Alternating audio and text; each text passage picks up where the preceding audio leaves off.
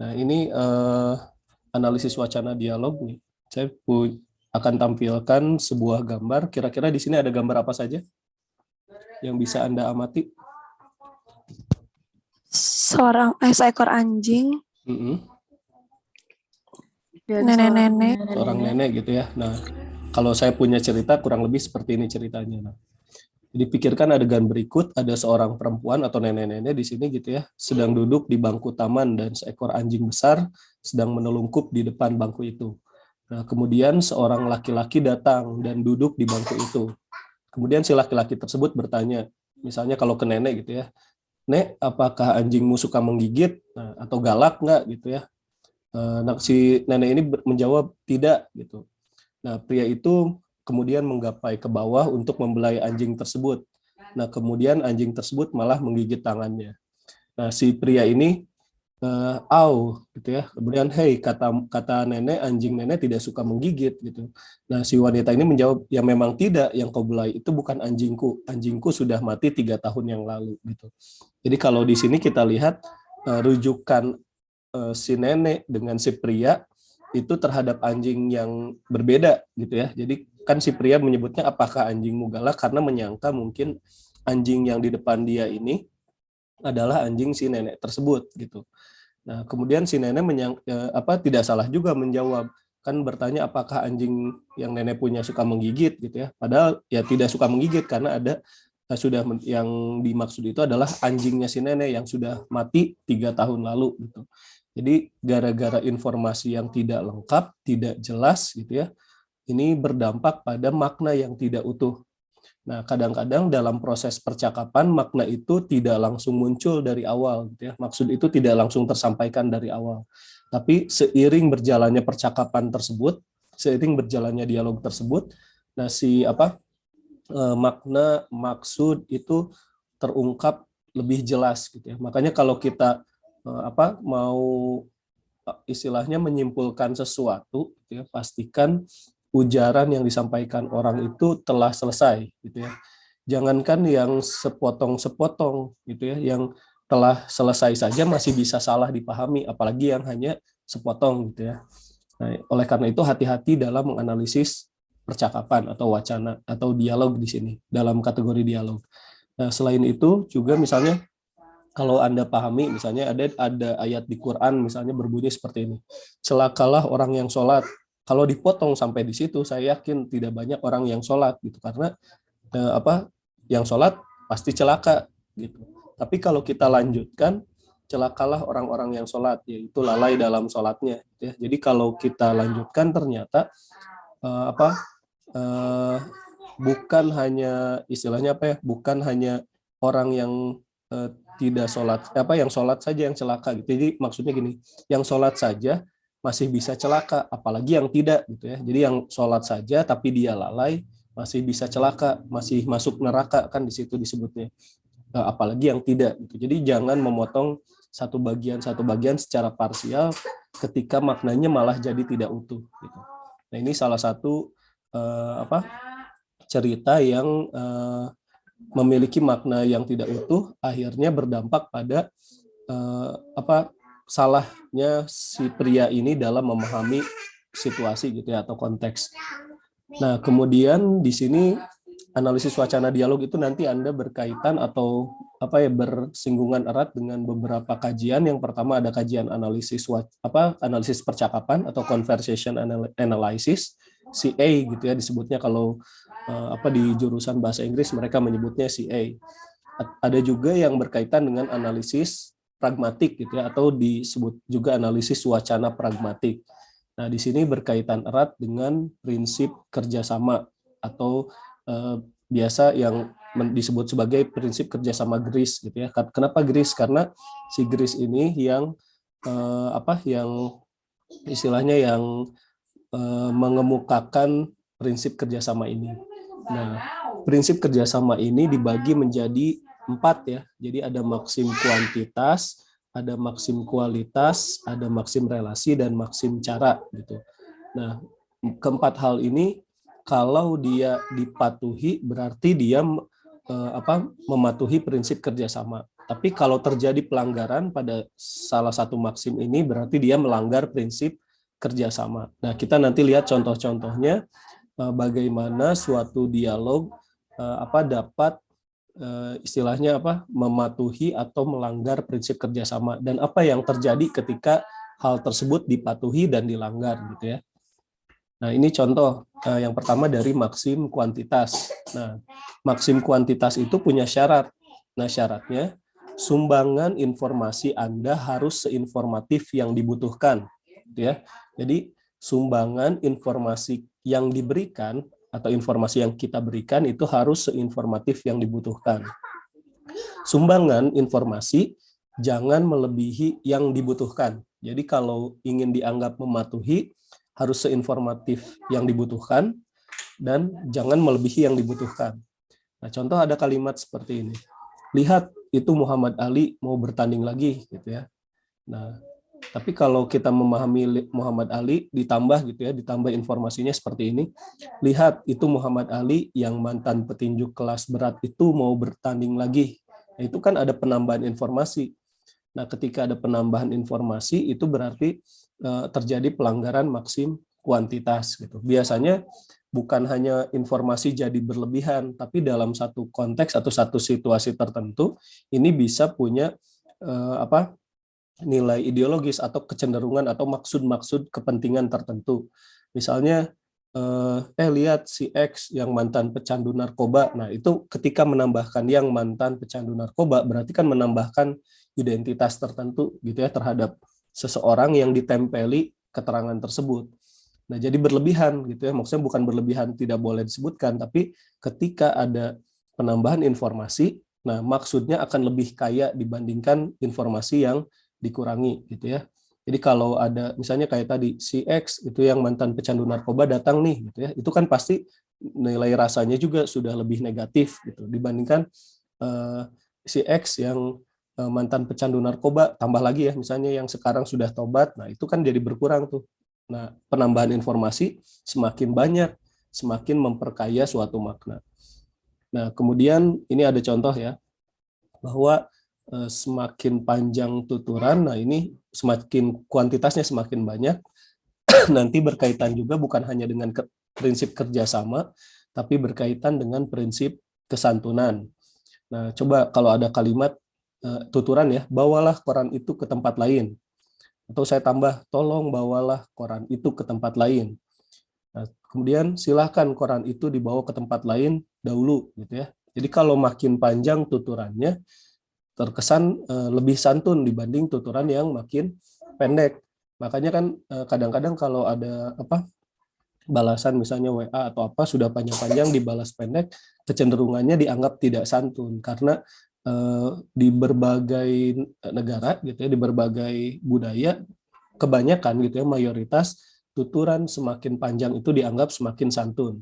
Tetapi ketika semakin panjang dan dia melebihi informasi yang diberikan, nah terjadilah pelanggaran maksim kuantitas gitu. Berarti ada informasi yang lebih nih. Nah, kita harus menangkap informasi lebih itu dibandingkan seharusnya gitu ya. Nah, kadang-kadang ada juga yang kurang informatif, akhirnya jadi bingung maknanya atau jadi kabur.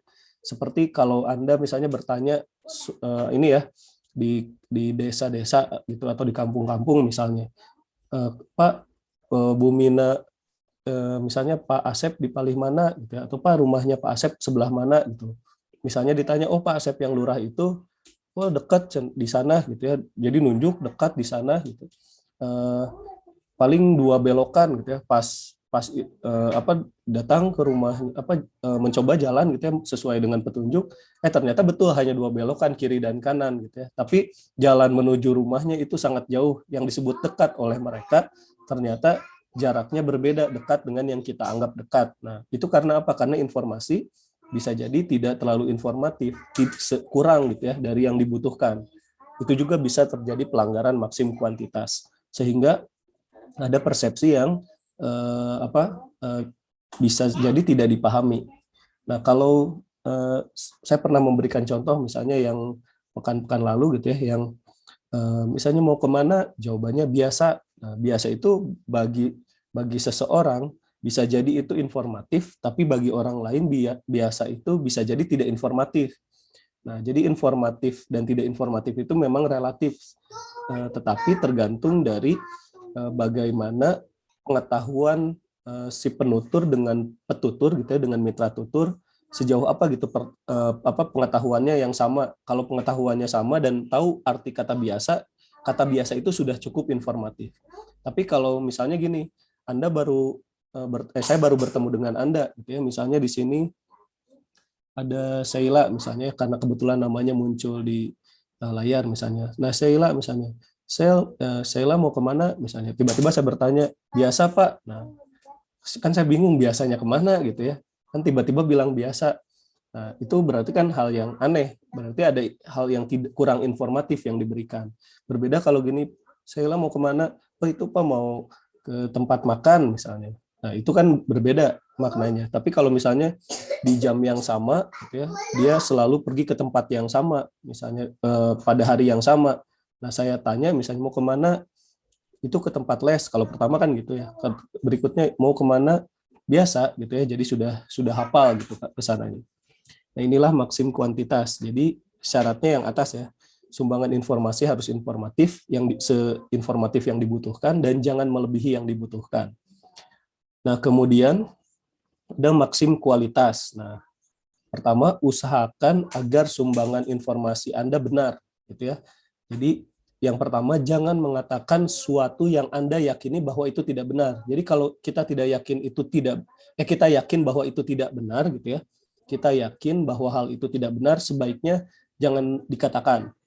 Yang kedua, jangan mengatakan sesuatu yang bukti kebenarannya kurang meyakinkan, gitu. Jadi, kalau kita kurang yakin, ya bukti kebenarannya atau kita menggunakan makna yang tidak literal gitu ya, itu juga terjadi pelanggaran maksim.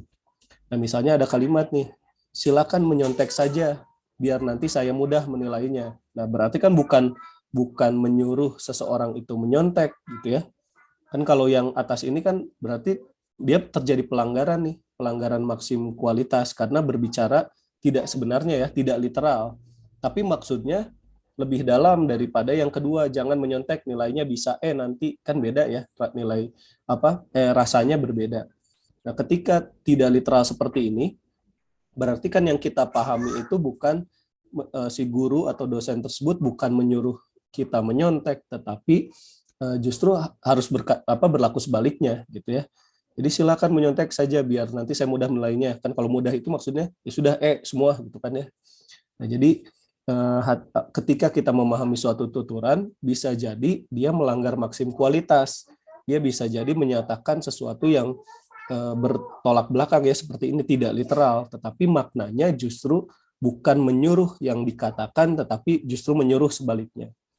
Nah, ini ya sindiran gitu ya. Misalnya, aduh bajumu bagus sekali, terlihat compang-camping begitu. Nah, itu kan sindiran, itu pelanggaran maksim kualitas. Nah, ada juga maksim kualitas, misalnya contohnya seperti ini gitu ya. Ini berkaitan juga dengan masalah kesantunan. Nah, misalnya Pak minta uangnya untuk besok, misalnya ini konteksnya seorang anak mau beli buku ke Gramedia gitu ya. Nah, sudah ada pengetahuan nih antara si anak dengan orang tuanya. Kalau misalnya Pak minta uangnya untuk besok, ini cenderung kurang santun gitu ya. Karena tidak, dia pertama terlalu pendek dan tidak lengkap gitu ya.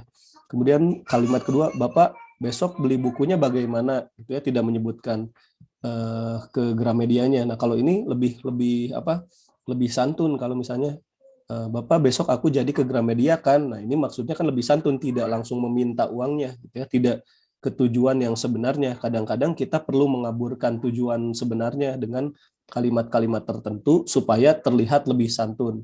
Jadi makin bukan kabur ya istilahnya, makin tidak langsung itu makin santun. Ada anggapan seperti itu. Ya sama halnya kalau saya dulu pernah meneliti terkait tindak tutur dalam hipnoterapi. Nah, ternyata hipnoterapi itu saya buat skala gitu ya, dari skala tuturan yang paling langsung dengan tuturan yang paling tidak langsung. Nah, kalau tuturan langsung kan kayak tutup mata Anda gitu ya, itu langsung kan gitu ya. Tarik napas itu langsung.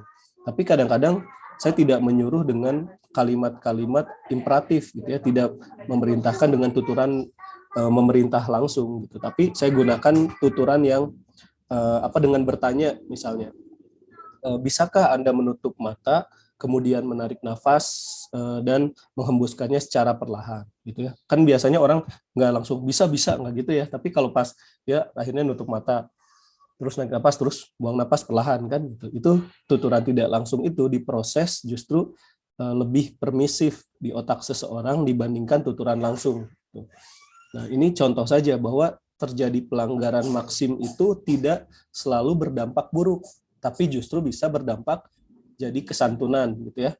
Jadi kadang-kadang jadi suatu yang lebih santun gitu, dan lebih menyelamatkan muka istilahnya. Karena nanti Anda juga akan belajar di pragmatik ya, nanti lebih lanjut ada terkait face threatening act, ada tindakan mengancam muka. Nah, sebaliknya dari tindakan mengancam muka adalah tindakan menyelamatkan muka. Nah, salah satunya dengan cara menunjukkan pelanggaran maksim justru gitu ya. Jadi kalau nagih utang jangan langsung nagih utang kan, kalau yang nagih utang biasanya jadi malu gitu. Kalau apalagi teman sendiri. Nah, nagihnya misalnya dengan isyarat atau misalnya dengan sesuatu yang tidak literal yang dia sudah pahami bersama. Ini maksim kualitas. Nah, berikutnya adalah maksim relasi. Nah, maksim relasi atau hubungan ya, istilahnya maksim hubungan. Jadi agar terjalin kerjasama yang baik antara penutur dan mitra tutur, nah partisipan hendaknya dapat memberikan kontribusi yang relevan tentang sesuatu yang dipertuturkan itu, gitu ya. Jadi maksim relasi ini dia harus relevan. Nah, misalnya di sini ada contoh Dewa dengan Semar ya, walaupun ini agak sulit dipahami mungkin. Nah, namun sebelum kau pergi, nah letakkanlah kata-kataku dalam hati gitu ya. Nah, ini kan langsung. Jadi misalnya ibarat kayak gini, camkan perkataan ini, siap gitu ya, atau camkan kata-kata ini dengan baik, oke gitu ya. Itu kan ibarat gitu. Jadi kalau pertanyaannya atau perintahnya langsung dijawab dengan iya atau tidak, itu bisa relevan gitu ya. Tapi kadang-kadang sebentar.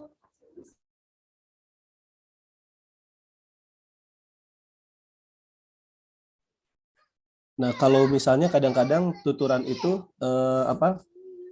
tidak selalu relevan jawabannya. Misalnya kan harusnya ini ya, bawa sini semua berkasnya gitu ya, akan saya tanda tangani dulu. Tapi kan tidak selalu ya Bu, saya bawa gitu. Tapi di sini ada, maaf Bu, kasihan sekali nenek tua itu. Nah, maksudnya kan si sekretarisnya ini mau menolong dulu nenek tua itu, baru memberikan tanda tangan ini dulu gitu ya.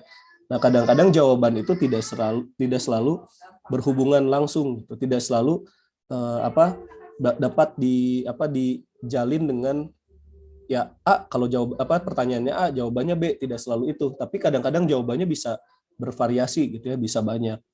Nah, bisa saja tidak relevan dengan yang dimaksudkan gitu, dengan yang dituju. Tapi maksud ketidakrelevanan itu atau terjadinya suatu pelanggaran maksim relasi itu bisa jadi punya maksud yang lain, punya maksud yang berbeda gitu ya, punya maksud yang lebih kaya dibandingkan menyatakan tuturan secara langsung gitu. Misalnya kalau menolak kan gitu, saya nggak mau, tidak bilang langsung nggak mau, kadang-kadang untuk mencapai kesantunan gitu ya. Misalnya bisa saja seseorang mengutarakan misalnya kalau ditawari makan, silakan makan gitu. Tapi kan menolak, saya nggak mau makan misalnya, kan dia nggak makan gitu. Tapi bisa saja beralasan gitu, oh tadi sudah sarapan di rumah gitu ya. Jadi jawabannya tidak atau tidak langsung iya, tapi bisa jadi dengan kalimat-kalimat lain gitu ya. Nah, ini maksim relasi. Kemudian yang berikutnya adalah maksim cara atau pelaksanaan. Nah, kalau maksim cara ini berkaitan dengan makna gitu ya. Jadi syaratnya itu adalah menghindari pernyataan-pernyataan yang samar, kemudian menghindari ketaksaan. Ketaksaan itu ambigu gitu ya. Kalau sesuatu itu ambigu, nah biasanya dia akan melanggar maksim cara. Kemudian kalau usahakan agar ringkas dan hindari pernyataan yang bertele-tele. Nah, biasanya kan justru banyak kalau bercakap-cakap itu justru lebih panjang dan lebar dan bertele-tele, justru banyak terjadi pelanggaran maksim cara gitu. Untuk mencapai kepentingan-kepentingan tertentu dalam percakapan. Tapi kadang-kadang ya ada juga yang harus memang langsung dengan pematuhan maksim cara supaya maknanya bisa tercapai lebih cepat gitu ya. Nah, kemudian usahakan agar berbicara lebih teratur, karena kalau tidak teratur ya berarti terjadi pelanggaran maksim cara. Nah, misalnya ada kalimat gini, tuturan gini ya, misalnya, ayo cepat dibuka, sebentar dulu masih dingin, kan ini caranya sesuai gitu ya. Karena masih dingin, ini mungkin buka es krim harusnya cepat dibuka, sebentar dulu masih dingin. Jadi mungkin nunggu panas gitu ya. Biasanya kan panas nunggu dingin ya, ini contohnya sebentar dulu masih dingin misalnya. Ya ini berarti kan relevan gitu. Atau misalnya di sini misalnya Rifani ada gitu. Sebentar saya panggilkan dulu, kan itu maksim cara sesuai gitu ya. Jadi cara dijawab dengan sesuatu yang tidak bertele-tele. Nah, tapi kalau ini si anak misalnya ya, Bu, besok saya akan pulang lagi ke kota. Nah, ibunya bilang itu udah ibu siapkan di laci meja. Kan berarti sudah paham nih ibunya, si anaknya itu mau bilang ke kota itu mau minta uang. Nah, akhirnya si uangnya sudah disiapkan di laci meja. Jadi justru ada hal yang dilewati, ada hal yang dilangkahi, tapi secara komunikasi justru ini lebih informatif, lebih kaya gitu ya maknanya. Kemudian walaupun langkahnya dilewat-lewat gitu ya, tapi keduanya saling memahami karena ada pengetahuan. Nah, kadang-kadang yang ada di benak kita, yang ada di pengetahuan kita itu tidak semuanya harus diungkapkan gitu ya. Ada bagian yang mungkin boleh dihilangkan atau boleh tidak diungkapkan gitu ya. Kemudian diungkapkan bagian yang mungkin sama-sama sudah dipahami. Nah, inilah ketika pelanggaran maksim terjadi ya seperti ini gitu. Tapi biasanya pelanggaran itu tidak juga tidak juga bermasalah dengan makna gitu ya. Jadi kadang-kadang untuk mencapai makna yang lebih luas, yang lebih mendalam, kadang-kadang kita perlu melanggar berbagai maksim tadi gitu ya.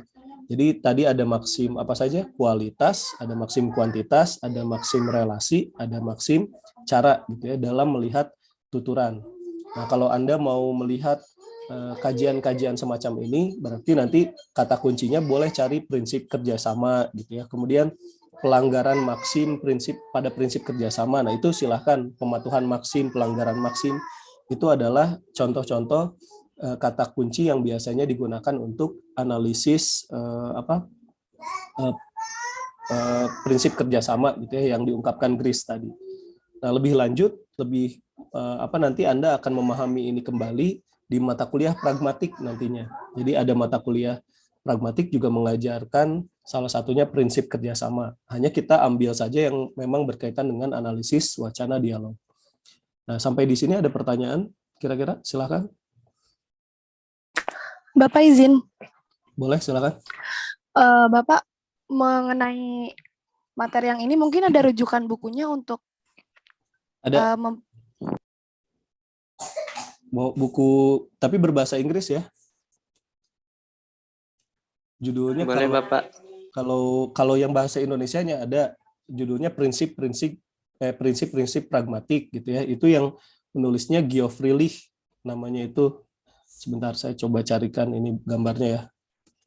Prinsip pragmatik. Kalau bahasa Indonesia ya, itu dari pragmatic principle.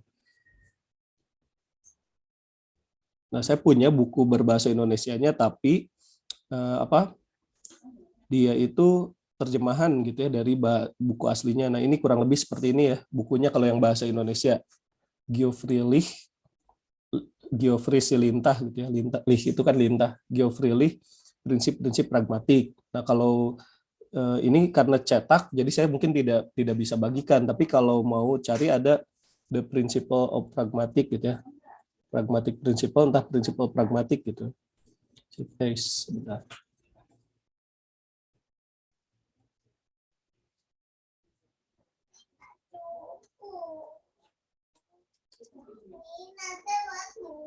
Nah, aslinya ini Principles of Pragmatics ya dari Longman. Nanti kalau misalnya perlu nanti saya kirimkan yang bahasa Inggrisnya.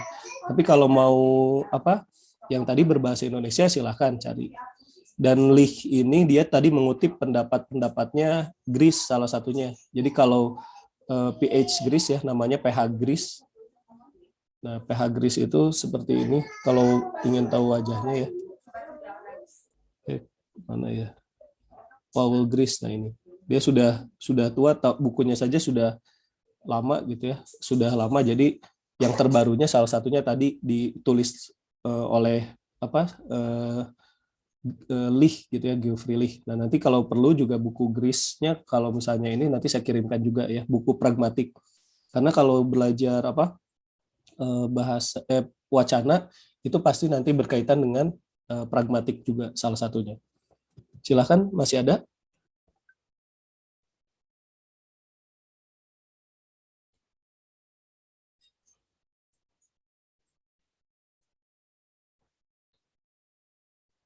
Masih ada pertanyaan? Silakan.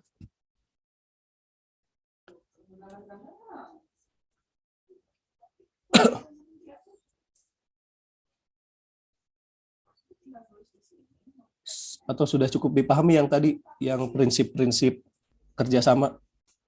Cukup dipahami, Pak. Cukup ya. Nah, kalau dipahami ini ke bagian berikutnya ya. Nah, jadi kalau tadi kita belajar maksim, prinsip gitu ya, prinsip kerjasama yang 4 ini. Nah, kita berlanjut ke tindak tutur. Nah, tindak tutur ini sebetulnya yang mengutarakan pertama kali gitu ya, istilah tindak tutur itu namanya John Longshau Austin. Jadi kalau Anda mau cari ini bukunya John Longshau Austin. Bukunya itu How to Do Things with Word. Jadi bagaimana mengungkapkan sesuatu dengan kata-kata gitu ya. Nah, jadi istilah tindak tutur, speech act itu munculnya dari John Longshau Austin, kemudian di ceramah, sering dibuat ceramah gitu ya tahun 1962 ini. Nah, sering dibuat ceramah. Nah, salah satunya diikuti oleh muridnya Searle, namanya John Searle. Nah, ini ya. Jadi John Searle dia dia berbicara tentang taksonomi of illocutionary act. Nah ini ya, jadi kalau misalnya Anda mau,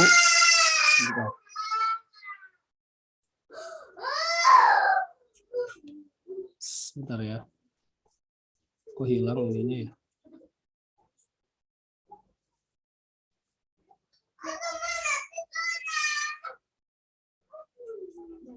Pembahasan kita minggu lalu. Nah sejauh ini tugasnya sudah selesai? Halo? Belum semua, Pak. Belum Ya, masih progres. Belum, Pak. Nanti dikumpulkan saja di PJ ya, nanti ke sayanya dari PJ saja gitu ya, biar sudah dikolektif gitu. Iya. Ya, silakan. Nah, ini analisis wacana dialog ya, kemarin kan sudah sampai ke yang ini ya, yang jenis-jenis tindak tutur. Nah, kita masih ke jenis tindak tutur.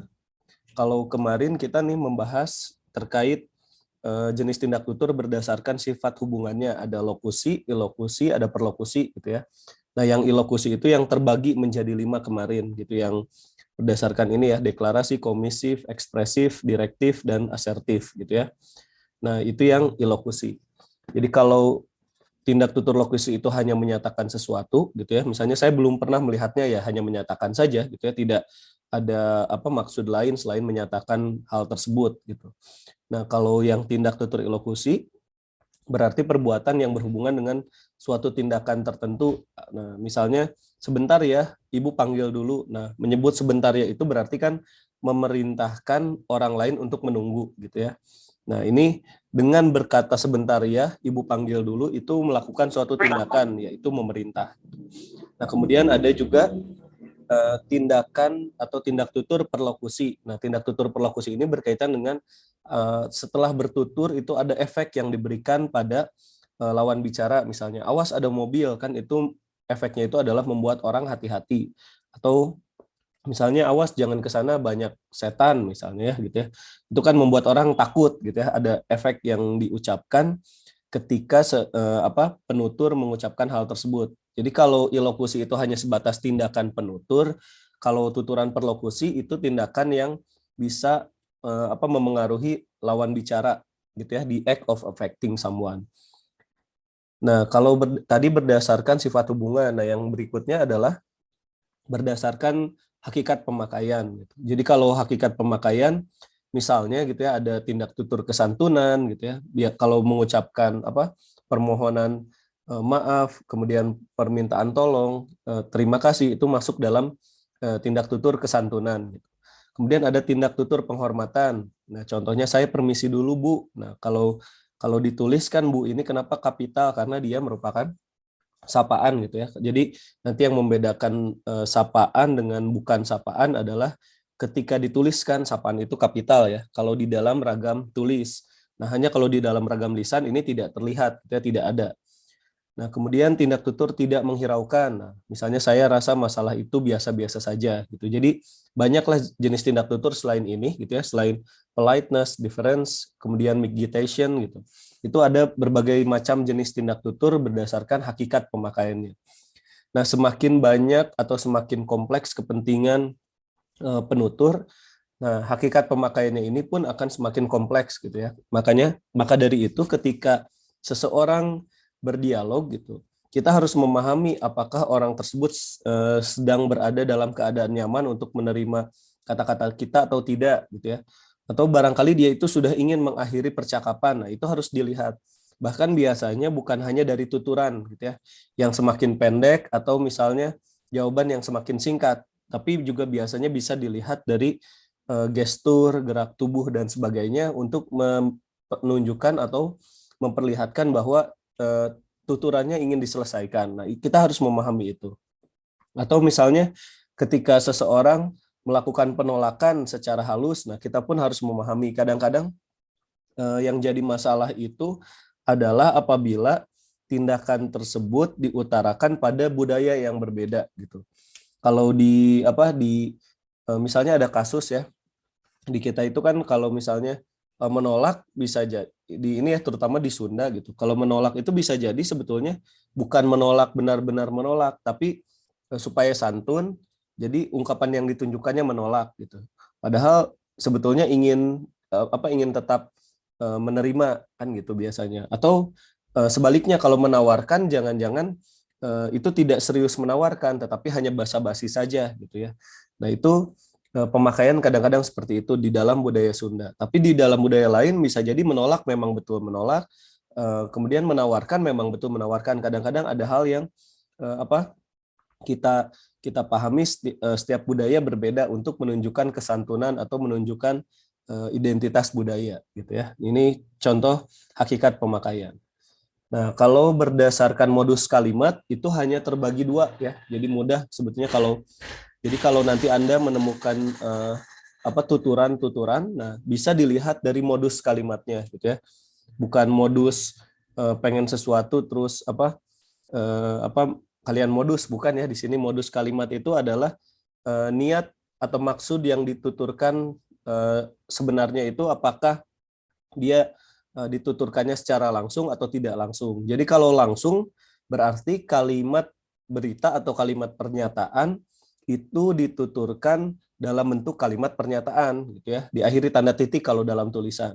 Kalau kalimat bertanya ya berarti diakhiri dengan tanda tanya gitu. Berarti kalau dia ingin bertanya dinyatakan dalam bentuk kalimat tanya, nah itu berarti dia modus kalimatnya langsung. Atau kalimat perintah dinyatakan dengan kalimat imperatif, ada tanda serunya, berarti itu tindak tuturnya langsung. Jadi kalau modus dengan wujud kalimatnya ternyata sama, berarti dia tindak tuturnya langsung.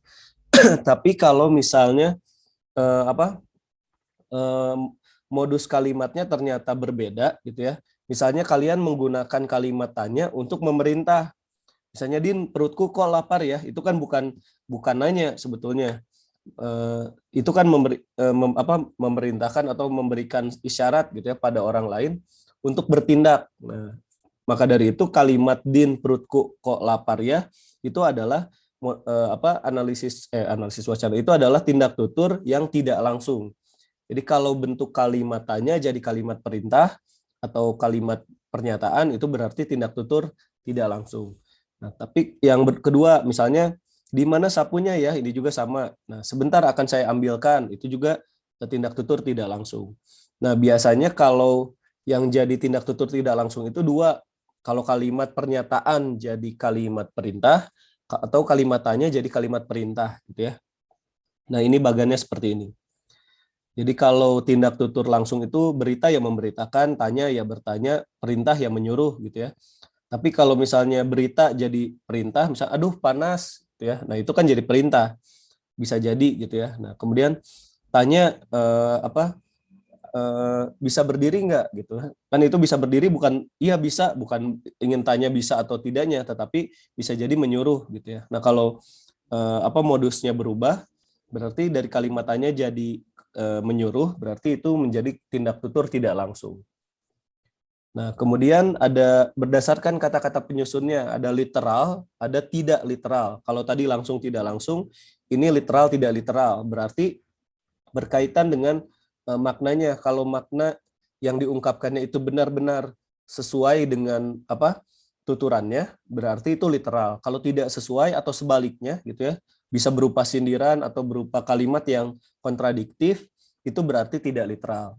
Nah, contohnya penyanyi itu suaranya bagus karena memang kita memuji penyanyi itu dan memang suaranya benar-benar bagus. Nah, ini tindak tutur yang literal. Nah, kalau tidak literal, suaramu bagus ya, tapi tidak usah nyanyi saja gitu. Nah, ini berarti kan sebetulnya suaranya tidak bagus. Ini sindiran atau ini ejekan supaya dia berhenti bernyanyi gitu. Jadi ini termasuk tindak tutur tidak literal. Atau misalnya contoh lain, bajumu bagus sekali ya, terlihat compang-camping begitu. Nah, itu kan sebetulnya masuk ke dalam tindak tutur tidak literal. Jadi sebuah tuturan ya itu bisa dikaji berdasarkan berbagai kata-kata penyusunnya gitu ya. Kemudian tadi berdasarkan modus kalimatnya, bisa dikaji berdasarkan hakikat pemakaiannya, kemudian bisa dikaji sifat hubungannya, dan juga bisa dikaji berdasarkan jenisnya gitu ya, jenis tindak tuturnya. Jadi tindak tutur yang sama, dialog yang sama itu bisa dikaji sampai beberapa pendekatan ya, sampai beberapa jenis analisis gitu. Jadi dialog yang sama bisa kita kaji jenis tindak tuturnya saja gitu ya, kata-kata penyusunnya dan sebagainya itu bisa sangat beragam. Jadi kalau misalnya Anda punya potongan dialog yang kemarin Anda kaji, nah si potongan dialog itu kemarin sudah mengkaji maksimnya gitu ya. Selain maksim dikaji juga tindak tutur, jenis tindak tuturnya. Nah, bisa juga dikaji apakah tuturannya literal atau tidak literal, tuturannya langsung atau tidak langsung gitu ya. Nah, itu ternyata komponennya cukup banyak gitu ya dari hanya mengkaji satu dialog. Nah, maka dari itu kajian dialog ini gitu ya, atau kajian percakapan gitu ya, kajian interaktif itu bisa digali walaupun jumlah datanya hanya sedikit, tapi dia bisa digali secara mendalam gitu ya, lebih padat. Nah, kemudian di sini ada yang berkaitan dengan penggalan pasangan percakapan gitu ya, atau adjacency pairs. Jadi pasangan adjacensi itu biasanya tuturan itu selalu berpasangan biasanya gitu ya. Jadi setiap tuturan biasanya mempunyai jawaban gitu ya terhadap atau yang sesuatu yang direspons oleh penuturnya, baik direspons secara verbal maupun direspons secara nonverbal. Nah, misalnya ada salam dan tegur sapa gitu ya. Nah, ada penggalan salam dan tegur sapa, ada panggilan dan jawaban, ada penuduhan dan pengingkaran gitu ya. Ada peringatan atau perhatian, kemudian ada permohonan dan persetujuan, ada meminta penjelasan, tawaran jasa, tawaran penolakan dan sebagainya gitu ya. Ini negosiasi ada di sini, itu termasuk di sini. Jadi setiap tuturan pertanyaan itu memiliki jawaban terhadap pertuturan tersebut. Nah, kemudian ada juga pasangan adjacensi bisa juga dikaitkan dengan kaitannya dengan kesalahan dalam memahami tuturan. Nah, kadang-kadang ketika kita bercakap-cakap biasanya terjadi juga pemahaman yang tidak muncul di awal gitu ya. Jadi pas awal kurang paham nih apa yang dimaksudkan gitu ya. Kayaknya salah bicara atau ada hal yang tidak kita pahami. Nah, tapi berikutnya gitu ya, makin tuturannya makin berlangsung berlanjut, itu biasanya pemahaman akan terbentuk dengan sendirinya. Oh, yang dia maksud ini, oh yang dia maksud itu, gitu ya. Jadi selama pertuturan itu berlangsung, gitu ya, pemahaman akan terus ditingkatkan, gitu. Nah, biasanya pasangan adjasensi ini juga digunakan tadi untuk meminimalisasi kesalahan dalam pengertian, kemudian meminimalisasi kesalahan dalam mendengar. Nah, bisa sebagai interupsi dalam percakapan, kemudian bisa mengisi kesenyapan atau memberikan kesenyapan di sana justru, gitu ya, atau adanya percakapan di saat yang sama, gitu. Ini istilah dalam psikolinguistik namanya cocktail party, gitu. Jadi kalau Anda mengenal several speak at once, gitu ya. Jadi several speak at once ini artinya ada banyak pertuturan yang terjadi. Nah, biasanya kita akan memilih pertuturan yang menarik bagi kita, gitu ya, atau pertuturan yang kita terlibat di dalamnya. Tapi kadang-kadang ada istilah tadi yang saya sebutkan namanya cocktail party. Nah, ketika kita dalam pesta, gitu ya, kan orang banyak tuh yang berbicara ke sana sini, gitu ya. Kita berbicara dengan rekan kita, tapi ada di sekitar kita juga yang berbicara. Tapi kita bisa tetap memahami percakapan. Nah, itu istilahnya cocktail party. Nah, kenapa bisa seperti itu? Karena manusia punya kemampuan atensi untuk memfokuskan pada yang ingin didengarnya saja, sehingga akan mengurangi volume atau atensi terhadap hal lain, gitu ya. Jadi mengabaikan hal lain. Jadi otak hanya menerima yang di atensinya saja. Nah, ini fungsi pasangan adjasensi itu salah satunya untuk menghindari kesalahan menerima ketika percakapan berlangsung dan terjadi banyak ini ya, percakapan dalam satu waktu atau dalam satu konteks, sehingga dia bisa sebagai alat untuk memperbaiki maksud atau memahami maksud, atau misalnya memperbaiki kesalahan ketika mendengar, gitu ya. Kadang-kadang kan bunyi yang sama ternyata pas yang dimaksudkan bukan itu, gitu ya. Nah, ini pasangan adjasensi. Nah, kita lihat contohnya ya. Misalnya ada penilaian, gitu. Bukankah baju ini bagus? Nah, kan yang memungkinkan jawaban itu keluar itu ya warna ya atau tidak, gitu ya. Kalau ada pertanyaan apakah, gitu, apakah baju ini bagus, apakah baju ini jelek, kan kemungkinannya iya atau tidak. Nah, kemudian disampaikan ada pujiannya, gitu ya, kalau memang dia menyetujui. Nah, kalau misalnya bukankah baju ini bagus, ya bagus, gitu, tapi tidak cocok untukmu misalnya. Nah, itu kan berarti ada penilaian juga di sana, walaupun mengatakan iya bajunya bagus, tapi dia memberikan penilaian lain. Nah, di sini si Afril ini memberikan penilaian warnanya cerah, gitu ya. Kemudian contoh kedua, ajakan misalnya, ikutlah nanti malam di acara syukuran. Nah, ini kan pasangan adjasensinya, oh ya nanti saya usahakan, gitu. Kalau misalnya menolak biasanya oh nanti malam saya ada acara, gitu ya. Biasanya kan seperti itu. Nah, yang ajakannya itu yang atas, yang dilakukan oleh Sofia. Nah, tapi yang Vivin akan melakukan respons. Nah, respons ini termasuk dalam tadi yang pasangan adjasensi tadi. Jadi ketika responnya kurang sesuai, nanti pasti pertuturan akan bertambah, gitu. Misalnya, ikutlah nanti malam di acara syukuran. Saya belum makan. Nah, kan tidak nyambung kan ya. Nah, tiba-tiba kita harus mengonfirmasi lagi, gitu. Maksudnya atau maksudmu apa, gitu ya.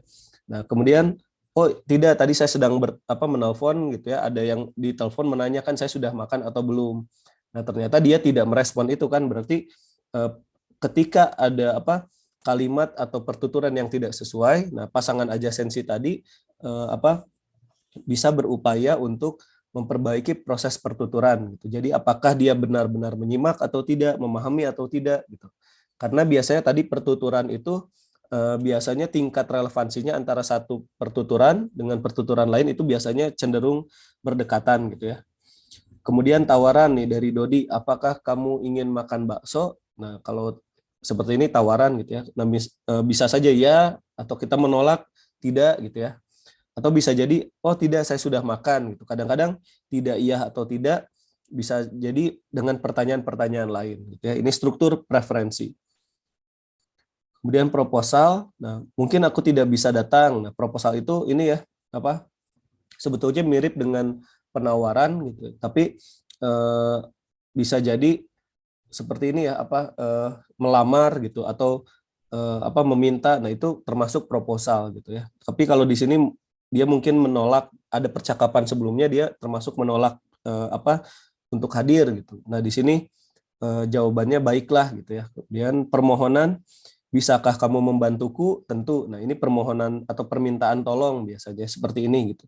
Nah, tapi kadang-kadang ketika dalam dialog kita tidak selalu menemukan pasangan percakapan yang istilahnya relevannya selalu seperti ini gitu ya. Kalau bertanya iya atau tidak, dijawab iya atau tidak gitu. Kemudian kalau ditanya bisa atau tidak, nah dijawab tentu atau tidak tentu, atau bisa atau tidak bisa gitu. Kadang-kadang tidak selalu seperti itu. Nah, oleh karena itu kita harus memahami ketika bertutur, maksud dari baik penutur maupun mitra tutur itu jangan dipahami hanya secara strukturnya saja. Tetapi kita harus memahami bahwa di dalam proses percakapan itu ternyata mengandung makna-makna lain, ada makna-makna yang bisa jadi tidak muncul di situ gitu ya, tetapi dia muncul secara kontekstual gitu. Nah, itu perlu diperhatikan. Nah, oleh karena itu ketika Anda mengkaji dialog, yang perlu diperhatikan adalah selain konteks kalimat atau konteks tuturannya sendiri, Anda harus melihat sekeliling tuturannya gitu ya. Konteksnya seperti apa? Latarnya seperti apa, waktunya kapan, kemudian tempatnya di mana, ada hal-hal lain yang penting untuk membahas dialog tersebut, itu wajib Anda sertakan di dalam kajian Anda. Nah, jangan sampai nanti hanya membahas dialog ternyata hanya berfokus pada teksnya saja, karena bisa jadi ada hal di luar itu yang tidak tertangkap di dalam teks. Gitu ya. Jadi tidak selalu pasangan adjasensi itu selalu pasangannya relevan terus-menerus gitu ya. Tapi kadang-kadang kita menemukan hal-hal yang tidak relevan juga, seolah-olah tidak relevan, padahal sebetulnya secara makna itu masih relevan. Nah, kemudian ini ada turn taking, atau istilahnya kesempatan berbicara gitu ya. Ambil giliran gitu ya, turn taking itu. Ada yang menyebutnya istilahnya turn talking gitu, atau giliran berbicara. Nah, itu ada turn talking, ada turn taking, itu sama saja ya. Intinya ketika berbicara ini ada proses giliran gitu. Ada yang otomatis, ada yang diatur, ada yang direbut, ada yang dilakukan secara sukarela gitu ya. Kalau otomatis kan tanya jawab gitu ya. Kemudian kalau diatur, misalnya orang tua Anda sedang berbicara, nah Anda belum diperbolehkan berbicara, nah Anda baru boleh berbicara setelah ayo sekarang pendapatmu. Nah, biasanya itu giliran yang diatur. Atau dalam ruangan kelas seperti ini juga kan termasuk giliran yang diatur. Karena saya berbicara, nah kalau belum ada yang bertanya, mengacungkan raise hand atau apapun itu, ya berarti itu dalam proses pengaturan. Kemudian ada giliran yang direbut gitu ya, disanggah tiba-tiba belum selesai berbicara itu sudah direbut. Nah, ini juga termasuk turn taking gitu ya. Kemudian ada giliran yang sukarela. Ya, dia berbicara kapan waktunya, ada si mitra tuturnya menjawab gitu ya. Kemudian si mitra tutur berbicara terus, nah nanti si penutur yang penuturnya menjawab gitu. Jadi itu terserah dalam proses percakapan. Kadang-kadang yang sukarela ini malah biasanya terlihat lebih natural, karena dalam proses bercakap-cakap kan tidak selalu tanya jawab gitu ya. Tanya jawab, kadang-kadang tanya gitu ya, dijawabnya masih jauh gitu, atau tidak langsung dijawab. Nah, ini giliran yang sukarela. Nah, ada juga strategi dalam interaksi gitu ya, berkaitan dengan turn taking ini. Kalau tadi berkaitan dengan gilirannya gitu ya, kalau di sini sebetulnya masih sama. Nah, ada istilahnya taking the floor. Nah, mengambil alihan giliran berbicara. Kalau taking the floor berarti tadinya giliran orang gitu ya, kemudian kita ambil alih, kita akhirnya yang berbicara. Nah, biasanya nanti ada istilahnya, ada server, ada komunikan gitu ya. Nah, server itu nama lainnya dari penutur yang membuka percakapan. Ada komunikan yang dia yang menerima percakapan gitu ya, atau consumer disebutnya juga konsumen, atau consumer itu konsumen lah nama lainnya gitu ya, konsumen dalam pembicaraan. Jadi server itu menyediakan topik, nah si consumer dia mengisi topiknya itu, atau yang menerima percakapan. Nah, kadang-kadang prosesnya dari server ke konsumer itu kadang-kadang ada proses pengambil alihan giliran berbicara. Tadinya membahas hal A, bisa jadi hal B gitu ya, diatur oleh percakapan gitu. Nah, kalau dia mengambil giliran, nah istilahnya itu taking the floor. Kemudian ada holding the floor. Nah, kalau holding berarti dia tidak mau memberikan ke orang lain. Topiknya diajak berubah tapi tetap ingin di situ. Kemudian percakapannya ingin beralih gitu ya. Tidak. Nah, ini dia tetap menguasai giliran tersebut atau ingin berbicara tetapi dia tidak memberikan kesempatan dulu. Nah, itu holding the floor. Berarti percakapannya dikuasai oleh salah satunya gitu ya, oleh si biasanya penuturnya atau mitra tuturnya. Nah, kemudian ada istilahnya yielding the floor, berarti dia memberikan giliran berbicara. Nah, silahkan ada yang mau bertanya atau menanggapi, nah itu kan yielding the floor. Berarti memberikan giliran. Tadinya saya kuasai, kemudian saya berikan giliran. Tapi kalau pengambil alihan, tadi lebih cenderung ke interupsi. Gitu ya. Ini 3 strategi dalam kesempatan berbicara. Nah, kemudian ini juga giliran berbicara juga berkaitan dengan beberapa hal. Yang pertama, turn taking ini dilihat dari topik pembicaraannya. Apakah topiknya tetap di situ atau terjadi perubahan topik gitu ya. Nah, ini mungkin terjadi kan dalam proses percakapan. Kadang-kadang kita sedang membicarakan teman kita. Nah, pas temannya datang kan langsung topiknya berubah, kan tidak terus-menerus membicarakan dia. Kecuali sedang berbicara kebaikan gitu ya. Tapi kalau berbicaranya keburukan, nah itu atau gibah gitu ya. Biasanya topiknya tiba-tiba berubah, ada orangnya gitu kan. Itu topiknya berubah atau misalnya ada sinyal, ada isyarat, gestur gitu ya, ngedip dengan apa gitu ya atau dengan cubit gitu ya supaya berhenti membicarakan hal itu perubahan topik. Atau bisa jadi bukan gara-gara penambahan partisipan berubah topik itu ya, tapi bisa jadi karena topik awal sudah selesai tujuannya, misalnya tadinya membicarakan masalah kelas gitu ya, karena lapar akhirnya membicarakan masalah makanan gitu ya, kita ke kantin yuk. Nah, itu kan pengalihan topik. Kemudian arah pembicaraan tadi sama gitu ya, maksud percakapan ini berkaitan dengan turn taking. Jadi arah pembicaraannya apakah sudah tercapai atau arah pembicaranya sama. Kalau sudah berbeda biasanya kalau dalam forum itu kadang-kadang terjadi beberapa forum kan gitu ya, ada forum di dalam forum. Nah, itu biasanya tergantung arah pembicaraan yang diharapkan seperti apa. Kemudian maksud percakapan ini juga bisa berkaitan dengan giliran berbicara, tanggapan peserta terhadap topik-topik yang ada atau terhadap peserta yang ada, itu juga bisa mengalihkan atau menggilir berbicara gitu ya. Jumlah peserta tadi menambah peserta itu bisa mengubah giliran berbicara. Nah, kemudian interpretasi isi dan arah percakapan ini yang tadi sebetulnya. Kemudian inisiatif memotong atau mengambil peran gitu. Ini juga sama bisa mengambil kesempatan atau giliran berbicara. Jadi kalau misalnya saya sedang menerangkan tiba-tiba tayangannya tidak muncul. Nah, akhirnya kan kalian inisiatif memotong. Pak, tayangannya belum muncul atau misalnya Pak, suaranya tidak terdengar. Nah, itu kan inisiatif. Nah, di sini silakan saja ya kalau mau ada pertanyaan atau inisiatif silakan. Karena saya terus lanjutkan supaya habis dulu gitu. Nah, kemudian pasangan di sini. Pasangan bersesuaian salah satu fungsinya dapat digunakan sebagai remedial gitu ya. Kemudian ada kalau remedial itu kalau terjadinya pengulangan gitu ya, itu prosesnya remedial gitu, remedial exchange istilahnya gitu ya, pertukaran atau pergantian dari bagian sebelumnya. Jadi kadang-kadang kalau topiknya masih sama, kadang-kadang kan kita membahas masalah yang sama, kemudian topiknya sama, pertuturannya masih itu juga gitu ya, kadang-kadang diulang-ulang gitu. Nah, supaya menambah penegasan dalam proses bertuturan. Tetapi ada kalanya kita itu melakukan proses pertukaran atau exchange gitu ya. Nah, proses pertukaran ini biasanya ketika terjadi kesalahan tadi yang failure to understand gitu ya, atau kesalahan mendengar gitu, failure to hear, atau misalnya kesalahan-kesalahan lain gitu, biasanya ada proses pertukaran ini berlangsung gitu ya dalam proses bertutur. Nah, oleh karena itu ketika bertutur sebetulnya ketika terjadi gestur-gestur, misalnya ada kalau gestur di wajah misalnya ya, ada orang seperti kebingungan, kalau kata orang Sunda merengut gitu ya, wajahnya si jidatnya misalnya berkerut gitu ya, kemudian dia seolah-olah agak kebingungan. Nah, itu berarti kan ada proses yang harus kita lakukan, kita bertanya apakah Anda bingung gitu ya, Nah, kalau di sini sih di ruangan Zoom agak sulit juga karena hanya foto saja gitu ya. Tapi kalau di ruangan kelas, nah itu masih memungkinkan. Misalnya, oh ini tidak paham gitu.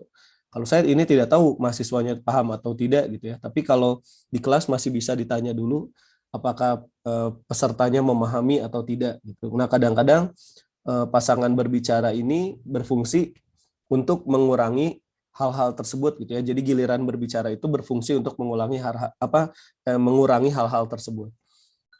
Nah, kemudian ini kita melihat tadi ya istilahnya ini yang tadi saya sebutkan. Ini T itu singkatan dari tanya ya. Satu itu berarti pertanyaan ke satu. C itu customer atau konsumen gitu ya. Nah, konsumen itu yang memberikan pertanyaan biasanya. Nah, ini di sini jawab satu, S itu server gitu ya, server yang menyediakan jawaban. Gitu. Jadi kamu sudah makan, sudah, kamu sudah mandi, sudah. Nah ini kan polanya itu rangkaian berantai. Ya kalau rantai kan gini ya, jadi bolak-balik kan gitu ya, tanya jawab gitu ya, nanti ke sini terus saja bolak-balik tanya jawab kan gitu ya. Jadi seperti rantai. Jadi tidak si servernya bertanya balik, tidak. Jadi kamu sudah makan sudah, kamu sudah mandi sudah. Nah, ini tanya jawab. Ini rangkaian berantai. Nah, kalau rangkaian bergantung, kamu sudah makan, sudah. Kamu bagaimana, sudah. Jadi ini T1C, J1S, T2S. Jadi si tanya, tapi pertanyaan keduanya itu muncul dari si server gitu ya. Kemudian jawaban kedua baru dari customer. Nah, ini namanya bergantung gitu. Jadi di sini S-nya ada di tengah gitu ya, si servernya itu posisinya di tengah. Jadi CSSC gitu ya kalau rangkaian bergantung.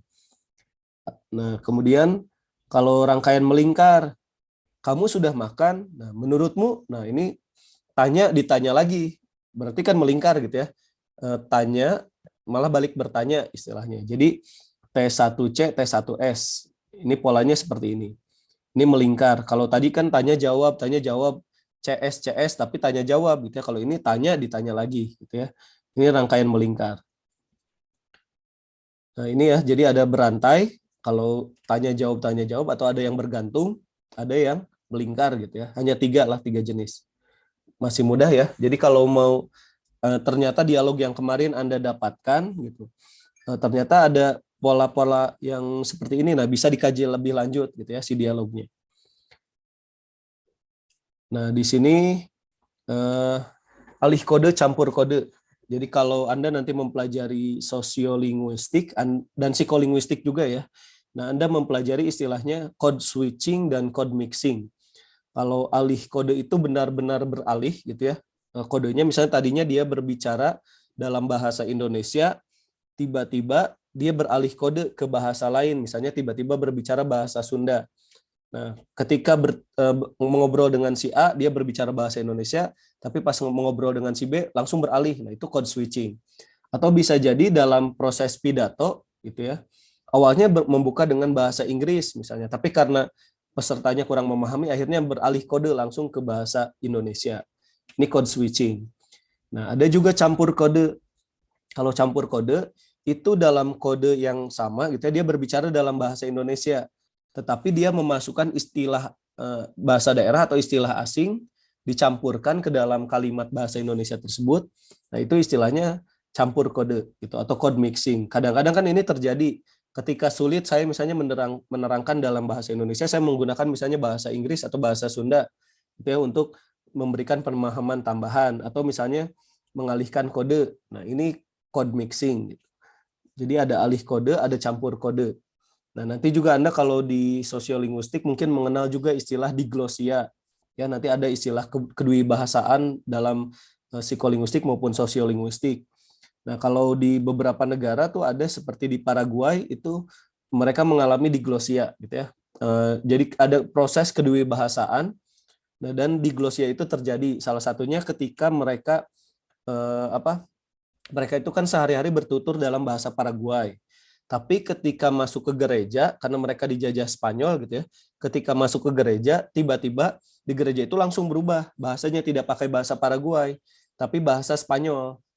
Jadi bukan seperti orang Muslim misalnya berdoa gitu ya, misalnya sholat gitu, kemudian membaca bahasa Arab. Nah, kadang-kadang kan tidak paham bahasa yang diucapkannya kan, kalau orang Muslim hanya saya hafal saja gitu surat itu atau ayat itu gitu ya.